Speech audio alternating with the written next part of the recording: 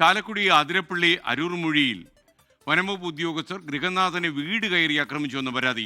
കുന്നക്കുഴി forest സ്റ്റേഷനിലെ ഉദ്യോഗസ്ഥരാണ് അരൂർമൊഴി സ്വദേശി ഡേവിസിനെ വീട് കയറി മർദ്ദിച്ചത്. സംഭവത്തിൽ കേസെടുക്കാൻ അതിരപ്പള്ളി പോലീസ് തയ്യാറായിട്ടില്ലെന്നും ആരോപണം ഉയരുന്നു.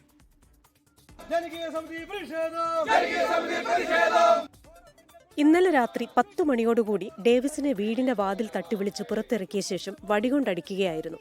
കഴിഞ്ഞ ദിവസം വീടിന് സമീപത്ത് തെരച്ചിലിനെത്തിയ വനംവകുപ്പ് ഉദ്യോഗസ്ഥർ മുഖത്തേക്ക് ടോർച്ചടിച്ചത് ഡേവിസ് ചോദ്യം ചെയ്തിരുന്നു.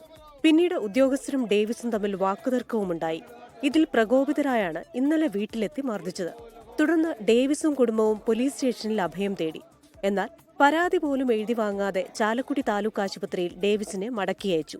വൈകിട്ട് ഫോറസ്റ്റുകാർ വീട്ടിൽ വന്ന് ലൈറ്റൊക്കെ അടിക്കണ്ടായി.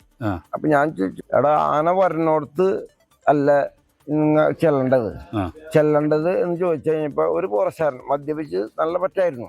ഞാൻ ചോദിച്ചപ്പോൾ ആൾ നിനക്ക് എന്താ പ്രശ്നം എന്ന് ചോദിച്ചു. കാണിച്ചു കൊടുത്ത് ഞാൻ ആളോട് ഡയറക്റ്റ് തന്നെ ചോദിച്ചു, നീ മദ്യപിച്ചോണ്ടാന്ന് ചോദിച്ചു. അപ്പൊ ഒന്നും മിണ്ടിയില്ല. അപ്പൊ ലാത്തിക്കൊരടി. അപ്പൊ ഞാൻ തടഞ്ഞു.